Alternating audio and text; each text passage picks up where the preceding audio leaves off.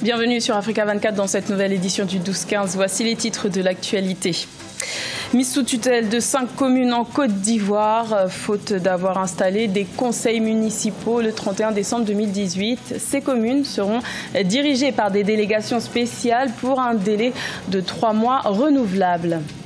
À la rencontre du designer égyptien Makram William, ce tailleur confectionne des chemises sur mesure faites à la main pour tous ceux qui aiment se démarquer. Il a habillé de nombreuses personnalités, à l'instar de l'ancien président égyptien Gamal Abdel Nasser.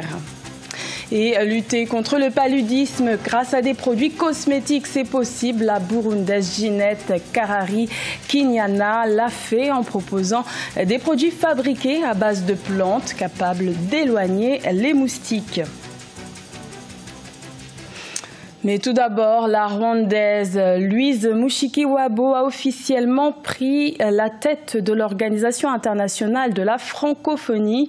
La passation de pouvoir avec l'ancienne secrétaire générale, Michaël Jean, s'est faite ce jeudi 3 janvier au siège parisien de l'OIF en France. Louise Mushikiwabo, qui a été élue le 12 octobre 2018, prend donc les rênes de l'OIF qui représente près de 300 millions de francophones pour les 4 années à venir. En Côte d'Ivoire, le gouvernement a installé le 2 janvier des délégations spéciales pour une durée initiale de 3 mois renouvelables dans 5 communes du pays. Une mesure spéciale pour faire face à l'absence d'installation des conseils municipaux et assurer la continuité administrative. Reportage de notre correspondant Olivier Conan. Le préfet d'Abidjan est désormais le maire des communes du plateau de Port-Boué dans le district d'Abidjan. C'est le résultat de la mise sous tutelle de 5 communes décidées par le gouvernement afin d'assurer la continuité de l'administration dans ces communes. En effet, le mandat des conseils municipaux sortants a expiré le 31 décembre 2018. Les délégations spéciales mises en place vont gérer uniquement les affaires courantes. Nous ne pouvons pas laisser une vacance ou un flottement dans la gestion administrative. Les populations ont besoin de poser des actes courants de la vie quotidienne. Les personnes qui exercent cette délégation spéciale n'engagent pas de dépenses d'investissement. Il y a des fonctionnaires qui doivent travailler, c'est des salaires. Il y a la salubrité qui doit être permanente parce que c'est des maladies qui peuvent venir. Pour les autorités, la mise en place de délégations spéciales n'est pas un recul du processus de décentralisation. Une fois les recours électoraux vidés par la Cour suprême, les conseils municipaux élus pourront s'installer. L'État n'a pas, le gouvernement, le président de la République n'ont pas pour intention de ramollir ou de faire des marches arrière concernant la décentralisation. La décentralisation continue son cours. Et ici, nous attendons que la Chambre administrative de la Cour suprême se prononce sur les contentieux présentés devant elle. Et à l'issue de ça, si c'est fait demain, mais on retrouve une situation de continuité. Pour les observateurs, le cas de la commune du Plateau est différent de celui des autres communes mises sous tutelle. La Cour suprême a en effet validé l'élection de la liste PDCI conduite par Jacques Ewo après l'élection du 13 octobre, mais il n'a pas été installé par l'administration. Les avocats de Jacques Ewo comptent utiliser toutes les voies de droit pour que le client et son conseil municipal prennent fonction. Khalifa Sall reste en prison. La Cour suprême du Sénégal a rejeté ce jeudi 3 janvier le recours de l'ancien maire de Dakar qui conteste sa condamnation pour escroquerie. Cette décision a été rendue à moins de 2 mois de l'élection présidentielle, scrutin auquel Khalifa Sall a présenté un dossier de candidature. Reportage de notre correspondant El Adjenjaï. Khalifa Sall va rester en prison. Ce jeudi 3 janvier 2019, la Cour suprême a définitivement scellé le sort de Khalifa Sall en rejetant tous ses pourvoirs. L'ex-maire de Dakar contestait sa condamnation à 5 ans de prison pour escroquerie à moins de 2 mois de la présidentielle à laquelle il est candidat. La Cour n'a pas prononcé de privation de droits civils et politiques à l'encontre de Khalifa Sall. Par conséquent, nous considérons que jusqu'à ce jour, Khalifa Sall continue d'être électeur et éligible. Ces avocats ont ainsi la possibilité de faire un rabat d'arrêt. Ceci est activé lorsqu'un arrêt de la Cour de cassation est entaché d'une erreur de pure procédure exclusivement imputable à la Cour de cassation. Et en tout état de cause, ce rabat d'arrêt ne peut pas suspendre cette décision qui est intervenue aujourd'hui et qui rend définitif la condamnation de M. Khalifa. Les partisans de Khalifa Sall présents devant la Cour suprême de Dakar ont manifesté leur mécontentement suite à ce verdict. Selon eux, la présidentielle ne peut se tenir sans leur leader et Karim Wade, deux des principaux opposants au président Macky Sall à l'élection présidentielle du 24 février 2019. Également dans l'actualité, la première dame du Nigeria, Aïcha Buhari, s'implique pleinement dans la campagne présidentielle de son mari pour briguer un second mandat à la tête du pays. Et c'est une première au Nigeria. L'épouse du président Muhammadu Buhari a inauguré ce jeudi 3 janvier son équipe de campagne, une plateforme qui rassemble près de 500 personnes. Les élections générales qui regroupent un scrutin local, gouvernorat et présidentiel sont prévues pour février 2019 au Nigeria.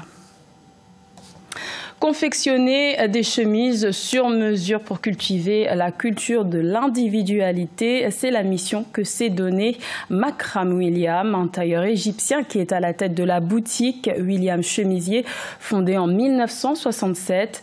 Un concept qui a su séduire de nombreuses personnalités, à l'instar de l'ancien président égyptien Gamal Abdel Nasser. Plus de détails avec Marcel Farbamaoun.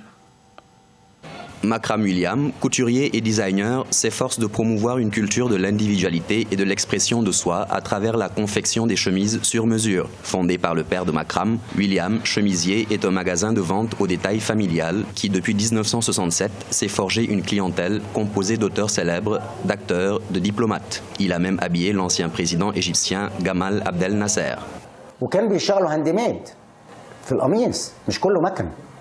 Les chemises étaient faites à la main. Ils n'utilisaient pas seulement des machines. La machine vous donne des produits plus rapidement.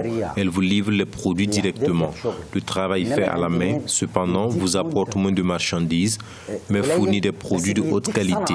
C'est le secret de notre industrie. J'espère que nous pourrons le conserver et l'enseigner.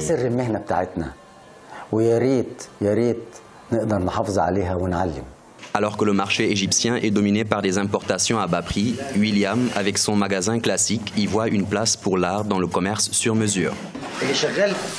L'homme qui travaille dans le secteur de la chemise doit être en quelque sorte un artiste. Il doit être un artisan pour pouvoir produire de bonnes marchandises que l'on peut qualifier de meilleures aux produits importés. Dans son magasin au centre-ville du Caire, le couturier aux cheveux gris continue de suivre les traces de son père, considérant le processus de confection de chemises comme un art qui requiert à la fois des compétences et de l'imagination. Au Burundi, une jeune femme s'est engagée dans la lutte contre le paludisme. Son initiative consiste à fabriquer des produits cosmétiques à base de plantes, des produits qui permettent d'éloigner les moustiques. Une avancée intéressante puisque 92% des cas recensés de paludisme sont en Afrique. Reportage de la rédaction. Du jatropha, de la citronnelle et bien d'autres herbes, le tout mixé.